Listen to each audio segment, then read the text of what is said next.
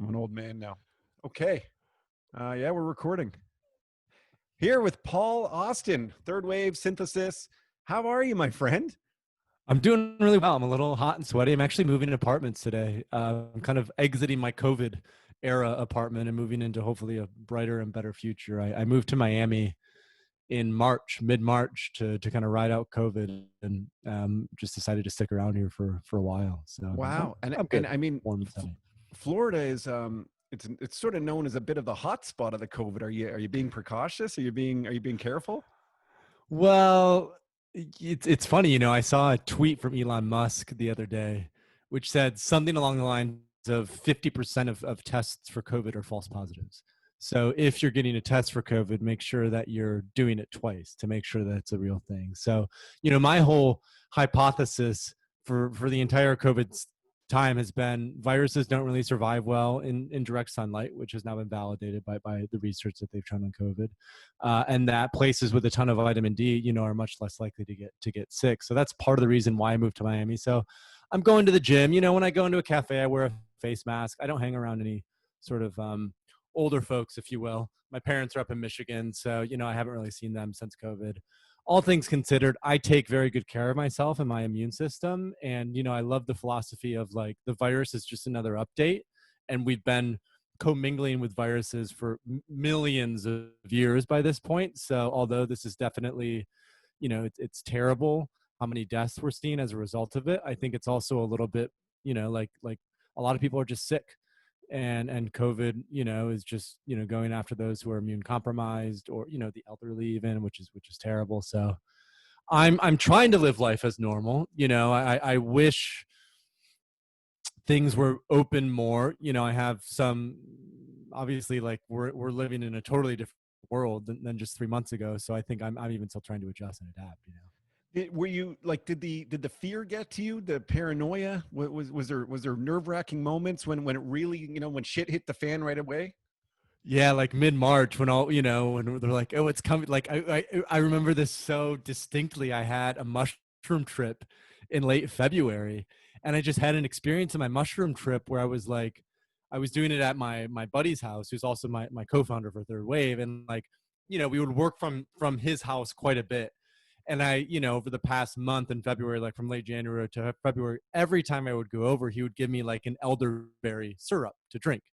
And then I remember reading about COVID in China and it starting to come over. And I just remember during my trip feeling like the COVID thing is coming.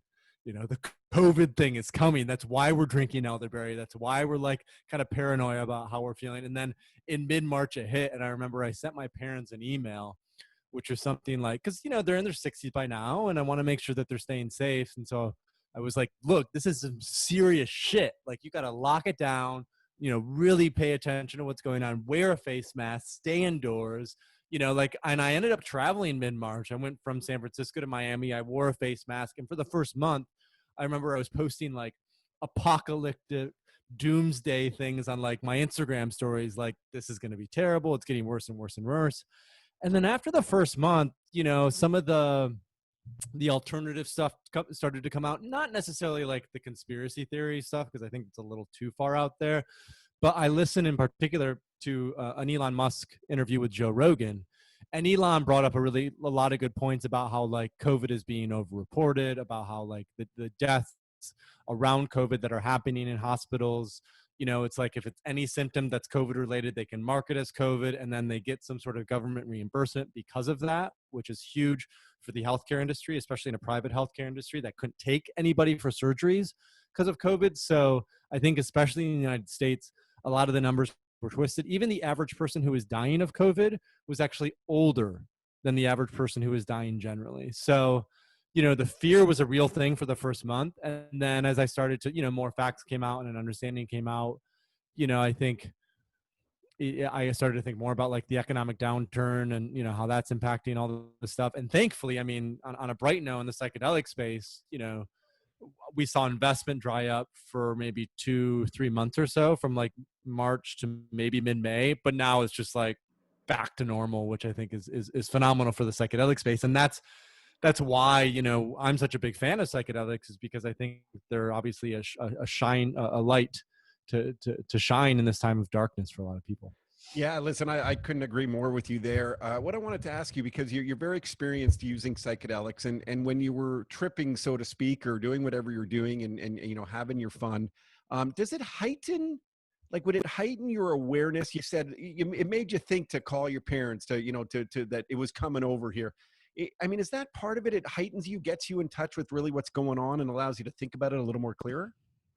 Well, I think about it like normally in everyday waking life, right? Like the main drugs we use for the most part are like caffeine, tobacco.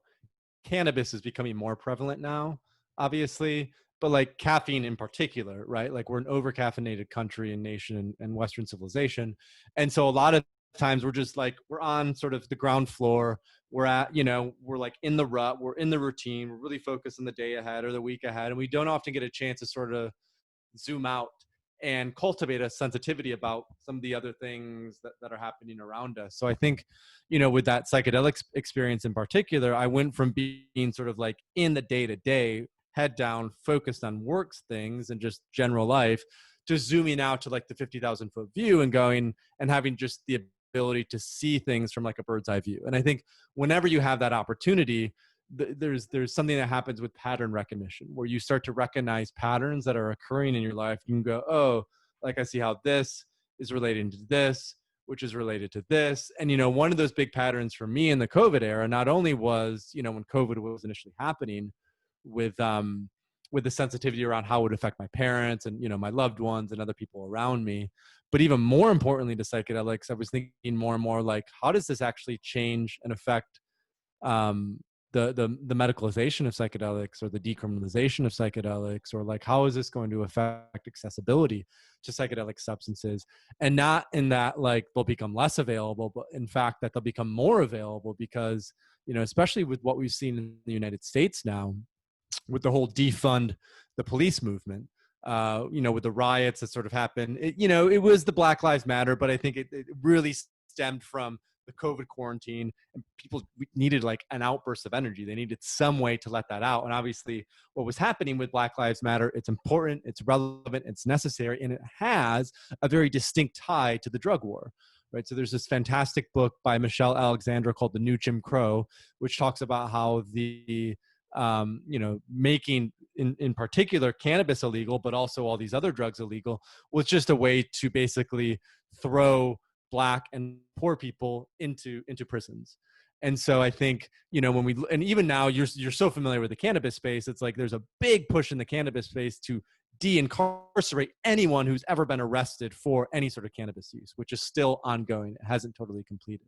So I think the sort of thing that I've become aware of from like a pattern recognition perspective as a result of my own psychedelic use and COVID and the protests and riots and defund the police, I think we're very close to decriminalizing all drugs, because police, especially in the United States, it's just like, it's not worth it anymore. Like throwing people in jail for using substances that are safer than alcohol and that are safer than tobacco, right? Like psilocybin is the safest drug that we have available. It's safer even than cannabis. It's safer than LSD. It's safer than everything. And yet, like if you get caught with it in some cities or countries, you could go to jail for years potentially. So I think that's also been a big pattern sort of that I've recognized in all of this. Paul, well said. I've been sort of saying it for a long time too, that the social movements, which are so strong these days, whether it was climate change, about a year and a half ago too, this great, powerful social movement that's going on now.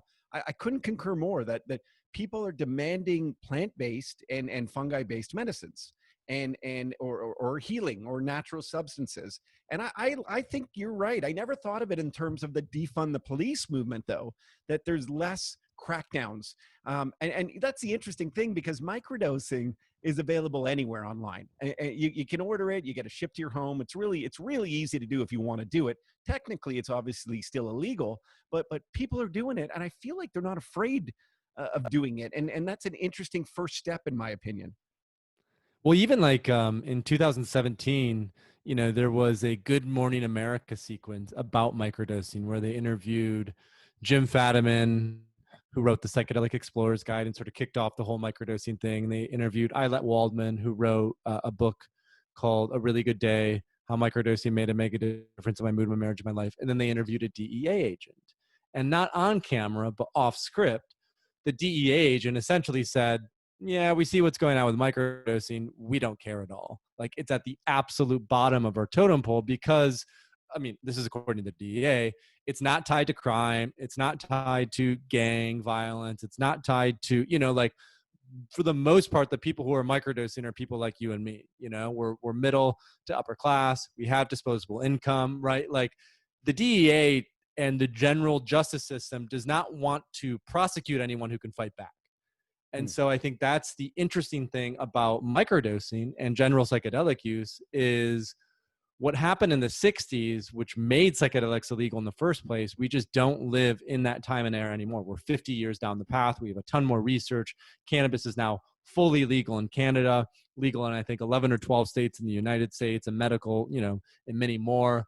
And so it feels like we're on the precipice of microdosing just, especially from like a product perspective. We've taken a company public, and we're selling truffles in the Netherlands. We haven't started selling truffles in the Netherlands, but our intention very soon, hopefully, by Q4, Q3, Q4ish, end of Q3, is to do that. And I guess, I'm so new to the industry, and we spoke on my old show, and we had a nice heart to heart, and for me, I'm always amazed because I always think of these drugs as supposed to be bringing people together. And I also think of, like, when you work with sort of in the capital markets to raise funds to help elevate the industry, to help with the legalities, to help with the compliance, you need that stuff to bring it to the forefront, in my opinion. But what are your intentions? Which mine are to grow a big business, to grow a great brand, to get into the psilocybin space and do it legally first in the Netherlands, expand from there. But also, I want to build up slowly a scientific and medical team and a research and development team and really study this to make that difference. And this is like wholehearted truth. And luckily, I had investors who believed in this vision and continue to believe in it. So I'd like to think we should all work together. I don't know, because you've been an advocate for a long time, but I think Synthesis is going public soon, or is it not already? Synthesis hasn't gone public yet. Third Wave, we may go public, but probably not.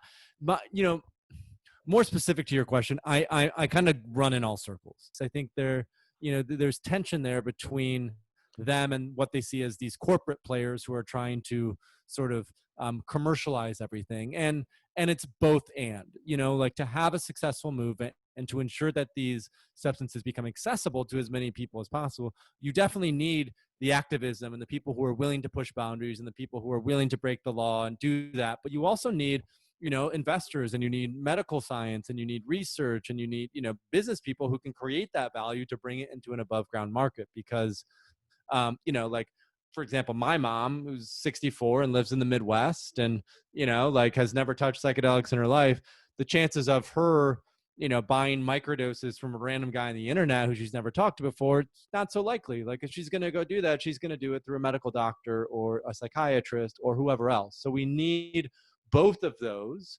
to have, a successful third wave of psychedelics. Yeah, listen, I'm exactly with you, and that's how I think. And ultimately, let's be honest, there's a massive mental health crisis going on in this world. So if we can all expedite this together to truly help, and granted, I think you got to be careful how you make the medical claims. I'm always careful of saying that now, but the testings that are going on, the clinical trials that are going on, the observational trials that are going on.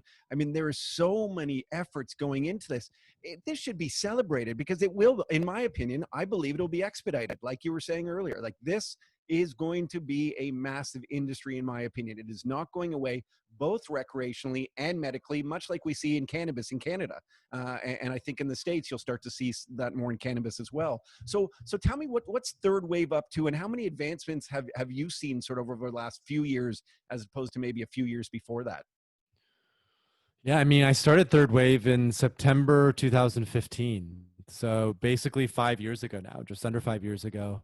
And at that point, Johns Hopkins had published some of its, initial research on psilocybin for depression and mystical experiences. NYU had published some things. MAPS was coming out with research. There was Hefter, there was Imperial, there was the Beckley Foundation. And I think that was it. There might have been a couple, a few other smaller organizations, but for the most part, it was like 5 or 6 main organizations. Compared to today, just 5 years later, now we have, way more than I can count. Probably at this point, we have 100 plus companies that have raised investment who are, I know there are at least 5 psychedelic companies, I think, that are public now. There are probably another 5 or 10 that are going public very soon. So it's been an incredible pace at which this has developed. And to be honest, when I started Third Wave back in 2015, that was the expectation, the anticipation. I remember I was tripping on acid in Budapest with 2 friends, and we were just like, look, if we could create like a dope website, good content, you start being very public about microdosing. I self-published a book, that was like 80 pages on Amazon. I did a number of talks. Then we were like, hey, we could help to position ourselves in front of a very important movement that will reach a lot of people. And so from my own perspective, I've been very intentional about how I feel this should roll out, what I think the energy should be around it, what the balance should be between the medicalization and the decriminalization, or the activists and sort of the corporate players. And the word that I always come back to is integration. The third wave of psychedelics is about integrating the thousands of years of wisdom that we have from these plant medicines we as humans have been using for eons, right? And that we've developed this very intuitive and natural relationship with. Like, I don't know about you, but when I had my first LSD trip 10 years ago, I remember one of the core insights that I had was like, oh, like I come from eons of wisdom. And that a lot of things in life are just about simplifying, about removing, about, just allowing things to be rather than trying to get busy and distracted and all these other things.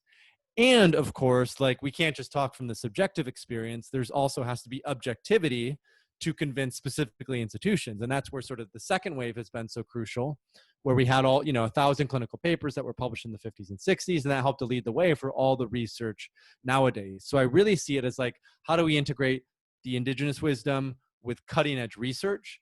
How do we integrate the medicalization and decriminalization act, things? And then how do we integrate, like you were saying, recreational, which more I see as like creativity, leadership, like wellness, who are the top of the top who are using this, and how do we make sure that the less fortunate can have access to these medicines in a way that they can afford? Because the downside to the American medical system, for example, is that like something like MDMA for PTSD, like when that treatment rolls out, it might cost $10,000 to $15,000 to get that treatment. And that's why I love, Red Light Holland and what you're doing with truffles. That's why we started something like Synthesis. That's why I'm a big fan of what's going on with Decrim, because I feel like with the internet, we have information at our fingertips. And if we have information that we can use and have like groups and have a sitter come over to our house, like we don't need to pay $15,000 to be able to use mushrooms, right? It should be something that we can grow in our own home, that we can do with friends or a therapist who we invite over. It should cost no more than $500 to $1,000 for preparation, the experience, and integration. And for me, that's more what the third wave represents than anything. It's efficiency, right? Like we don't like the medical system makes everything so expensive, right? Like what can we do to ensure that everyone who wants to grow their own mushrooms can grow their own mushrooms? Everyone who wants to learn about psychedelics, that's why we created the third wave, like educational resource, podcasts, guides, all those things. So it's been so exciting to do this, and it's been really interesting to see how the space has developed over the last 5 years. And I think the next 5 years, we're just at the tip of the iceberg right now in terms of how the psychedelic space will grow. Listen, I don't always want to agree with my guests, but it's hard not to agree with everything you're saying. And I love the idea of the thinking about it being affordable for people. Because if you believe in it, and if you believe and you look forward to more of these, studies being proven to hopefully show that it can do X, Y, and Z, affordable is exactly what you want it to be.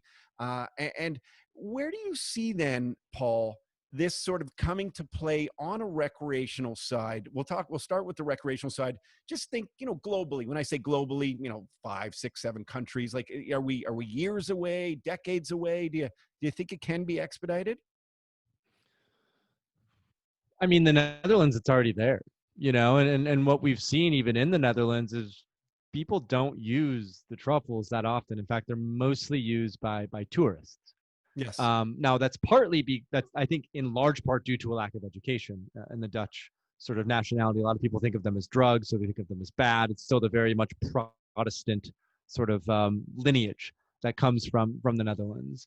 And so that, I think, is the tremendous, as we were talking about earlier in the episode, the tremendous opportunity with microdosing is to recreationalize psychedelics in a way where anyone can do it, I just want to interrupt, because it doesn't require medical, it, supervision.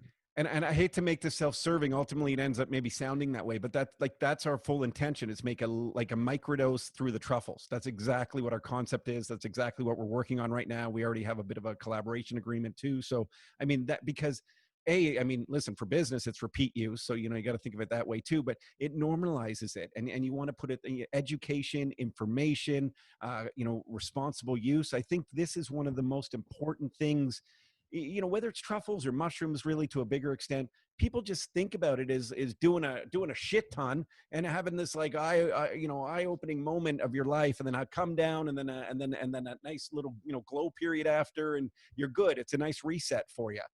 And don't get me wrong. I think that through guided therapies, and these things are important through education, but it would be really neat, if this world at some point, and I really think it's going to be.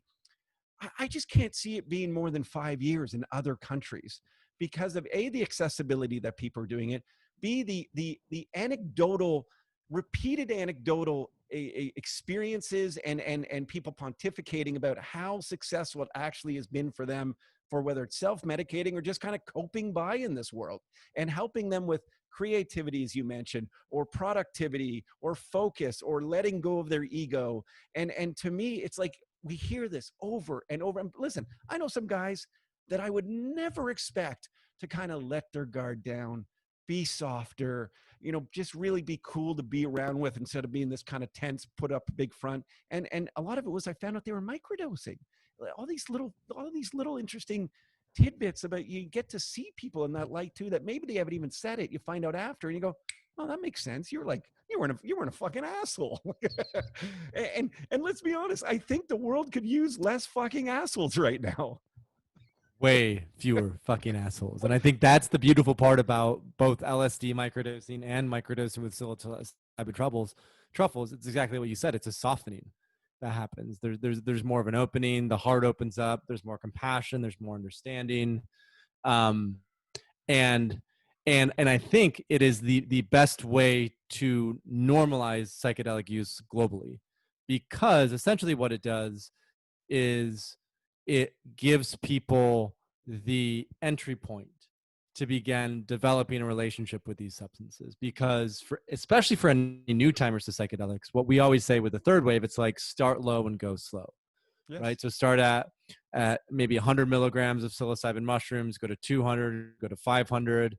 And if you're going to do like a heroic dose or a moderate or mega dose, like find a sitter or a guide to be there for you. But with when you're microdosing, you don't really necessarily need that. And to be honest, when it comes to this whole medicalization movement, when it comes to the millions of dollars that is pouring into drug development in the psychedelic space, that's pouring into, all of these big corporate players who are going the medical FDA approval route, I'm just severely skeptical about that route for many reasons, which, we can dive a little bit deeper into. But I think the main reason is it only captures about 20% of the population. So essentially what I'm noticing is about 80% of the funds right now in the psychedelic space are being invested into businesses that can only serve really 20% of the people. And those are people with deep clinical issues who have severe PTSD or alcoholism, severe issues with addiction. But that's not most people. Most people are, they might have depression, or they might have anxiety, or they might have been on, antidepressants for a while, or even, other things like that. But it's not like there's severe deep trauma. And I think that's like 80% of people. And for 80% of people, that's the decrim market or the recreational market. That's starting with microdosing on your own, and then like finding a guide or a therapist who lives in your city to come over and sit for you.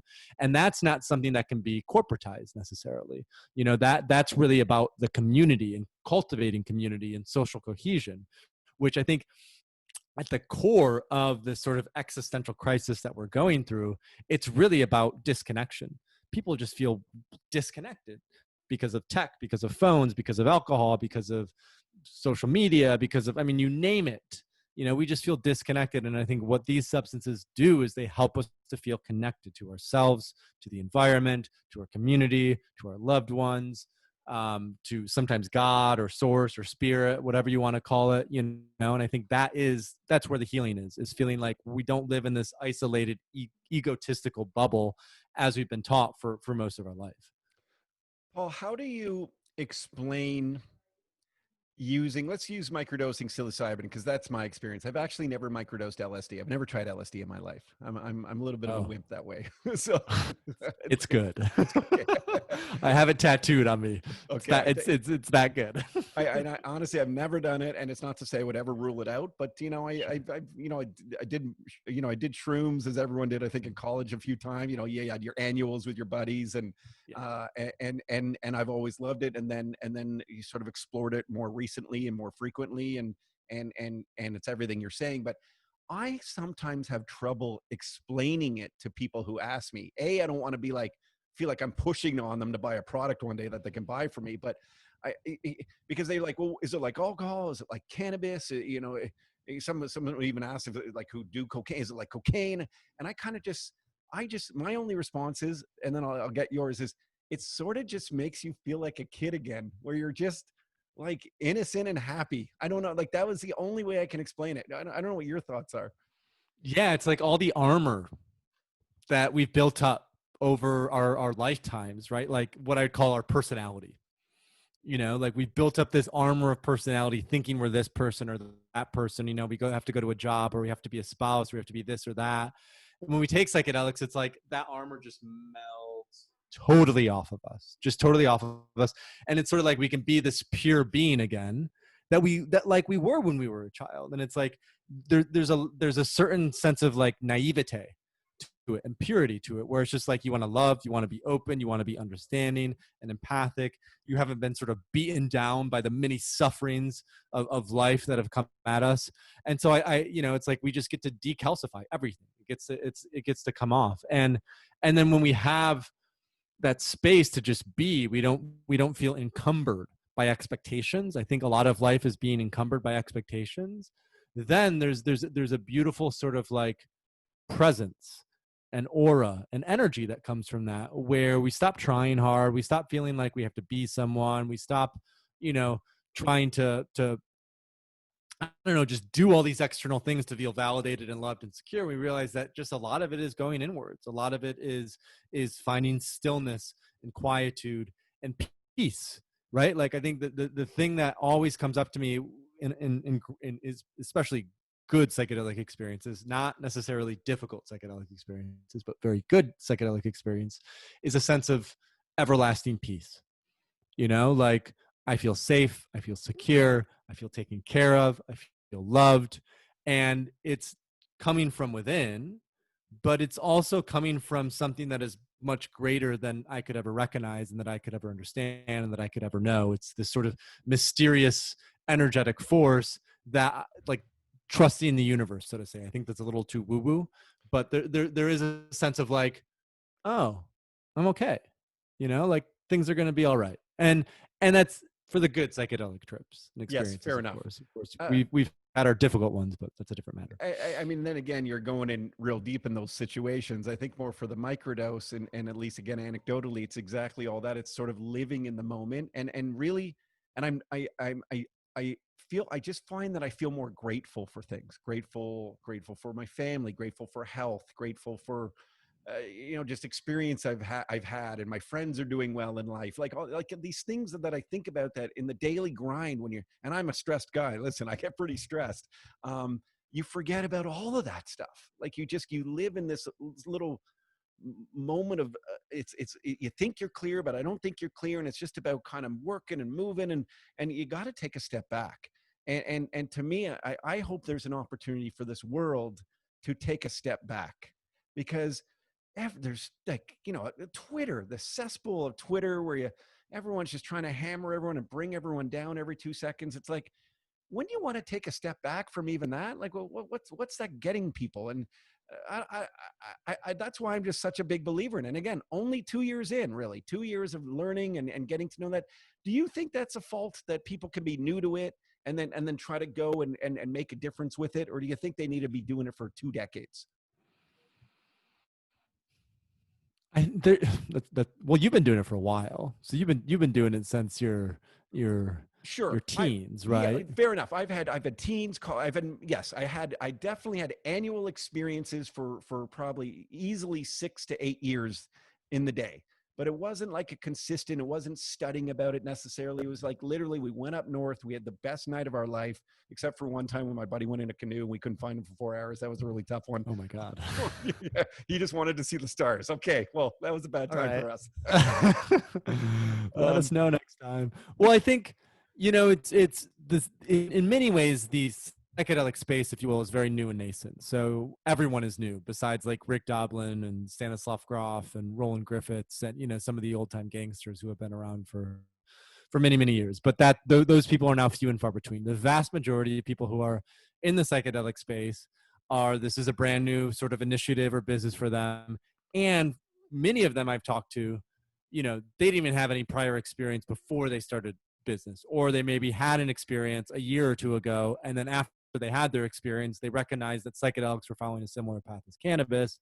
And they're like, this is a great opportunity to get involved. I was just interviewing Timothy Coe, who, I don't know if you know Timothy. He's the CEO of Enthean yes, out of Biomedical, Vancouver. Yeah, and yes, he's I have. fantastic. Yeah, he's a good dude. He's fantastic. Yeah. Oh, such a good dude. And because we talked about poetry. He studied poetry in college. I'm like, all right, you're my man. I love you. You're not just another sort of, but and he was talking about how he had a DMT experience, maybe a couple 2 or 3 years ago, and it's just profound. And he had been running a number of other businesses, and he goes, oh, like this could really, really help people with addiction in particular, is what they're studying.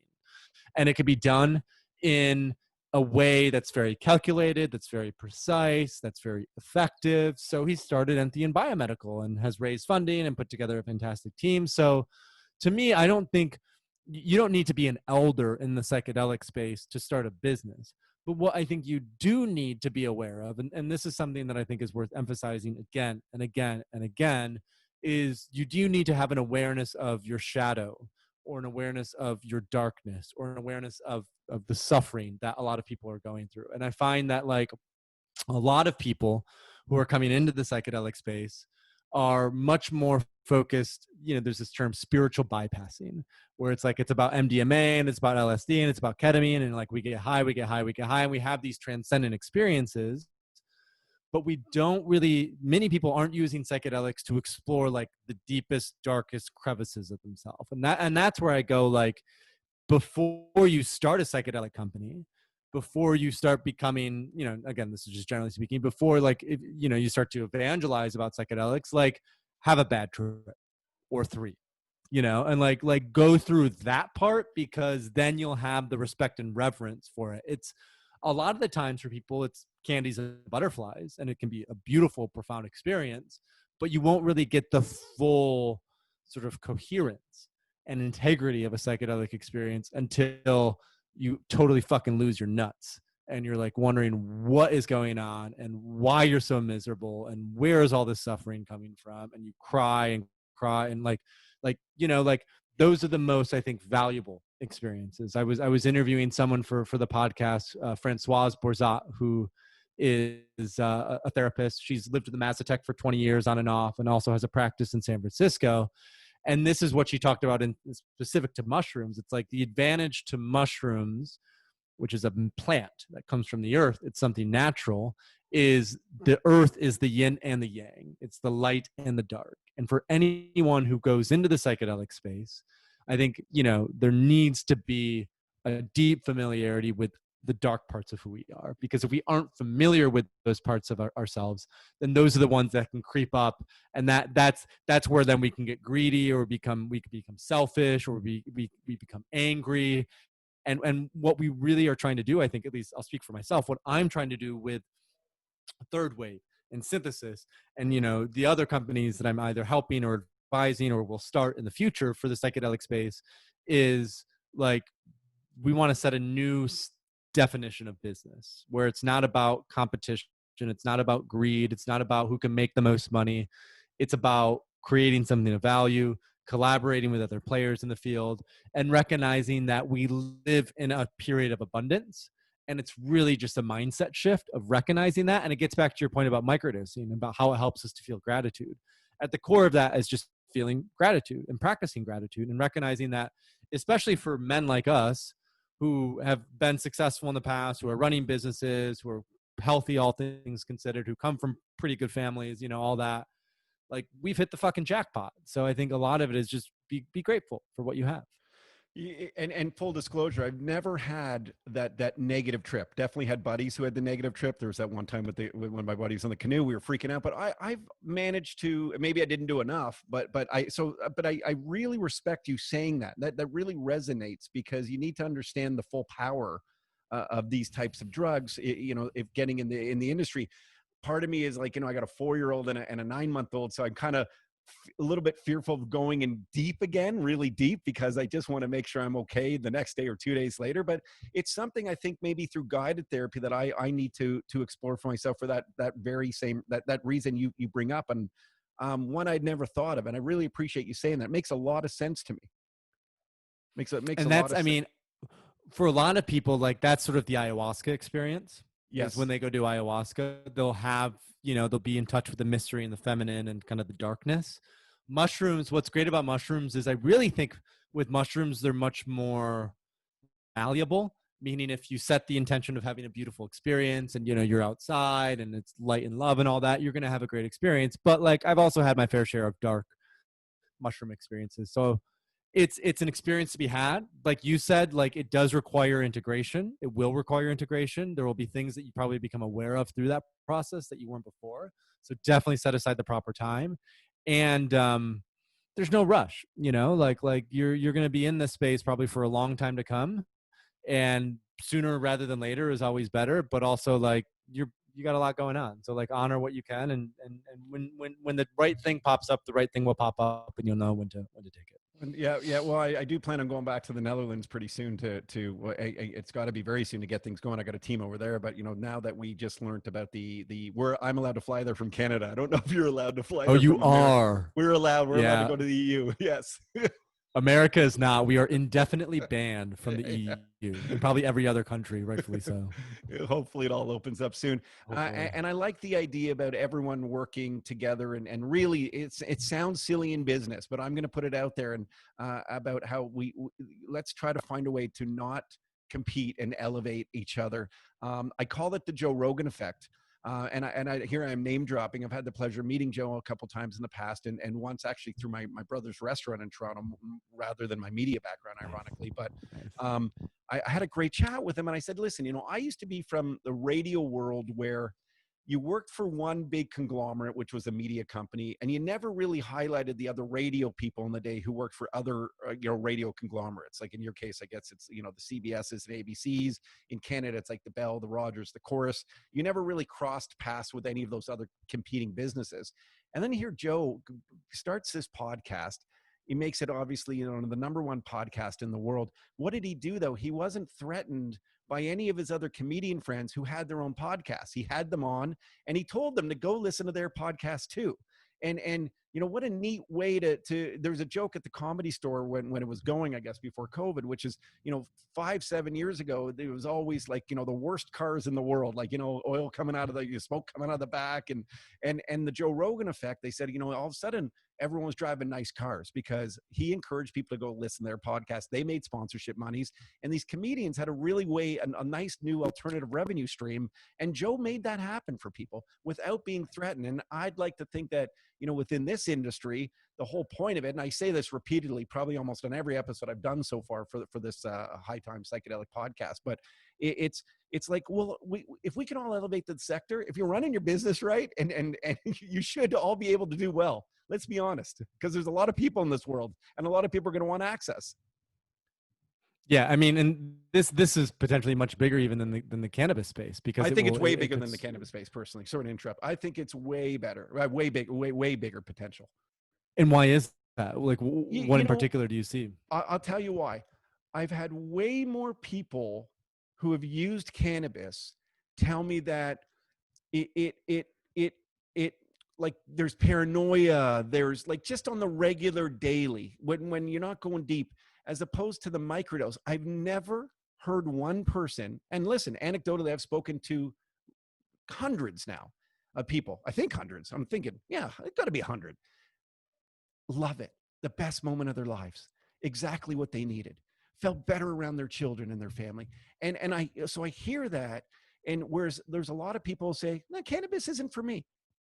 And the same way people go, alcohol's not for me. I've literally never heard anyone say microdosing's not for me if they've tried it. And that's why I say that.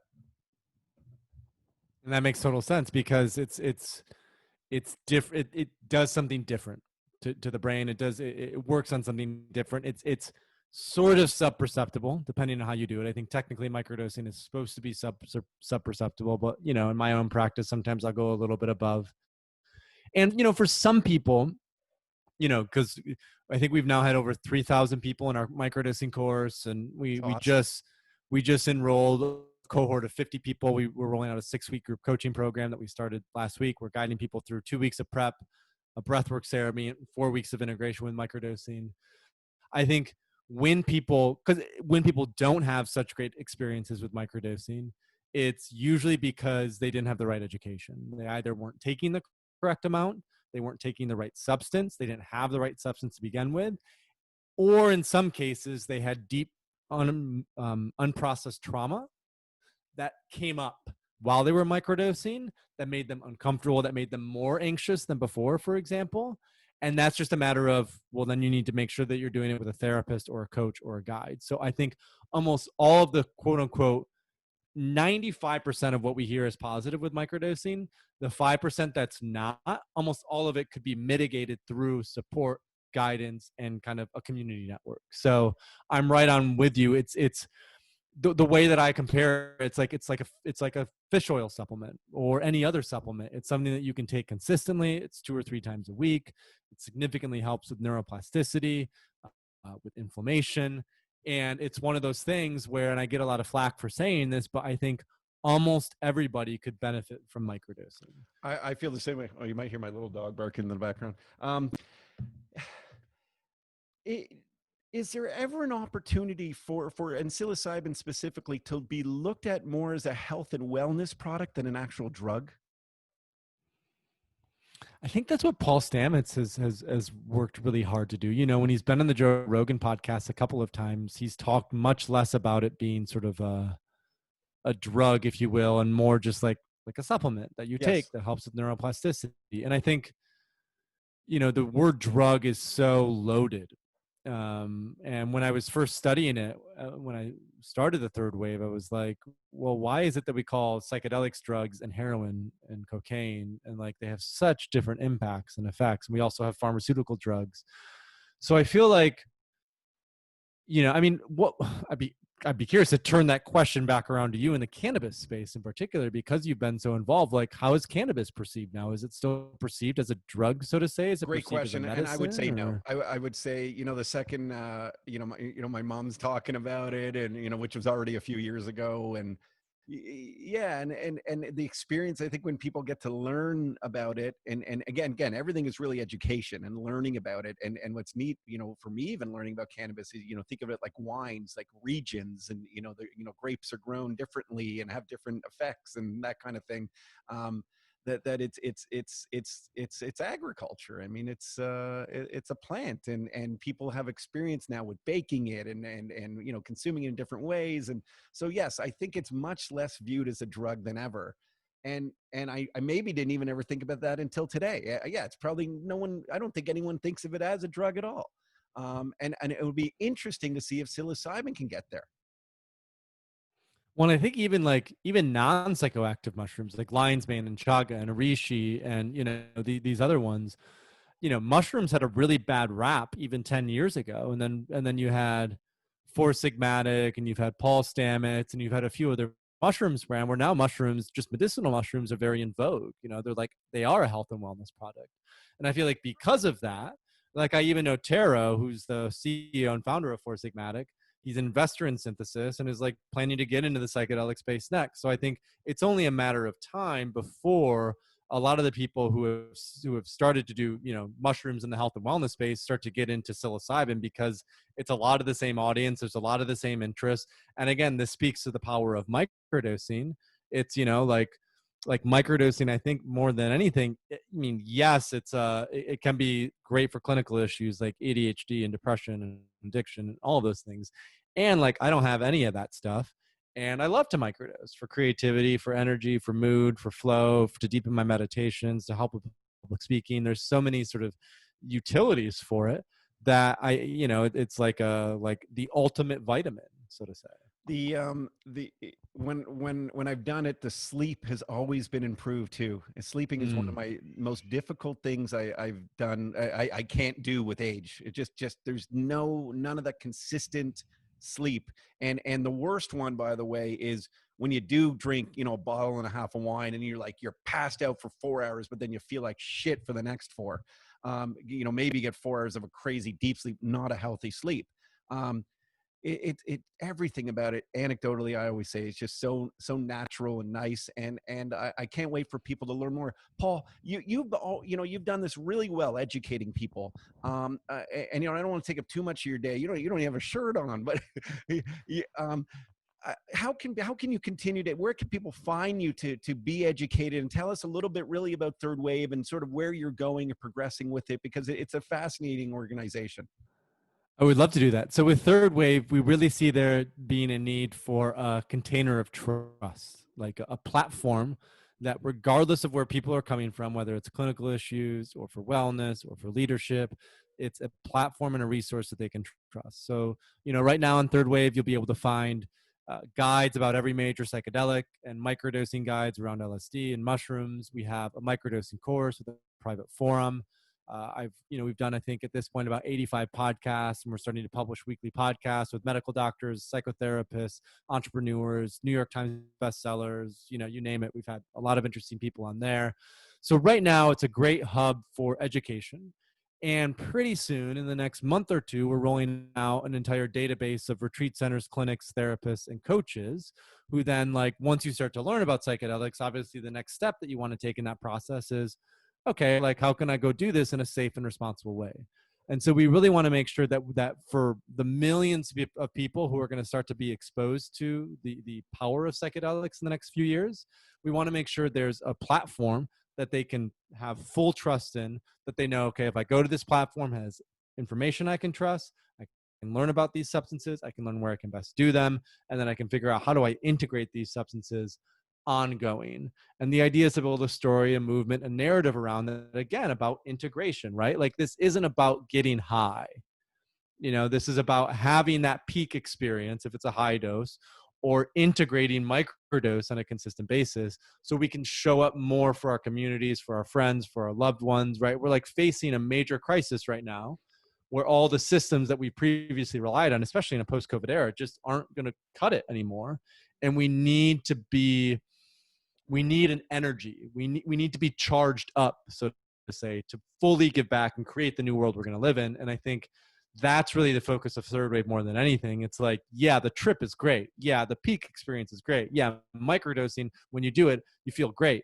And what are you going to do with that energy? How are you going to contribute? How are you going to be of service? How are you going to help to create a better world for those who you live with and who you're surrounded with, and for many others, and for the environment? And so if people want to learn more about the Third Wave, it's the thirdwave.co.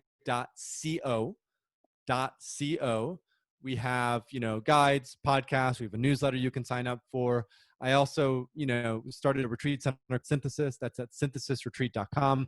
Those retreats have been paused for the moment because of COVID, but I think they will be up and going fairly soon. And then if people want to learn more about me personally, I offer some coaching for those who are interested in microdosing and psychedelic use, particularly for leadership, flow, creativity. And that can be found at paulaustin.co.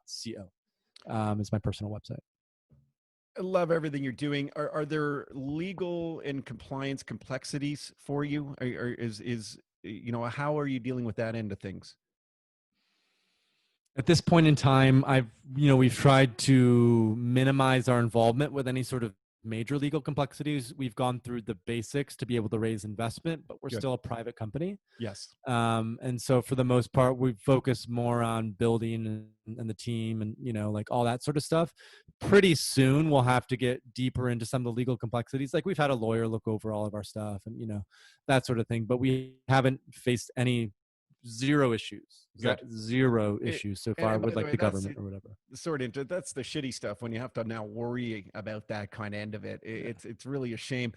When you're working and sort of guiding in these microdose studies and stuff, how are people remaining anonymous with you, Paul, or are people really being open and showing who they are? Is a bit of both? I think it depends, like the 50 people who just enrolled in our microdosing experience program, all of them use their full names in the Cool. Slack group, and like they show their faces on Zoom when we do the group calls, and that wouldn't have been the case just a few years ago, but now I feel like something changed within the last year where people don't feel as sort of worried or concerned about being public about their own psychedelic use. And I think that more than anything is the key indicator to pay attention to, because once you have thousands, if not tens of thousands, if not hundreds of thousands, if not millions of people who all of a sudden don't feel fear from a government of speaking out about their truth, I think that is when that's the more people who speak out, the better, because that's when we really normalize what was a previously, misunderstood substance. That gave me chills to hear, because that's exactly what you want. People being proud of what they're using, talking about their experiences and saying, hey, we're going to make sure that this is legal some way or another at some point. We're here to stay. We want to talk to you. It's not only just a few of the advocates behind the scenes who granted have paved the way, and I'm grateful for what they've done and pushed it, whether they want sort of, capital to come into this industry and elevate it or not. I'm grateful for what they've done. And I'm really happy to hear that more people are just as open as you've been for quite some time now, as I think, I've been for only a few years here, but, and this is when you start to see making a difference in this world. And I'm really proud to say that, everyone that I've had the opportunity to speak to through this show, but away from it, in like, personally, whether it's Zoom face-to-face or actually face-to-face before COVID, there is a lot of wholeheartedness in this, in my opinion, and less greed than wholeheartedness. And that's what I'm experiencing. And if, people can doubt it, people can question it. And I just say, let's run with it. Like, why, let's just, well, just run with it and maybe see. And then, what, if people weren't genuine in a few years, we'll call them out on it then, but maybe don't doubt them now. Yeah, let's trust. I think it's about trust more than anything. Trust the best in people, and that we're really doing everything we can to ensure this is successful and it really helps people. Yeah, I mean, listen, helping people is what this world needs right now, and these conversations, I'm sure, are going to help people because people are going to inquire more. And I look forward to them Exactly. checking out thirdwave.co.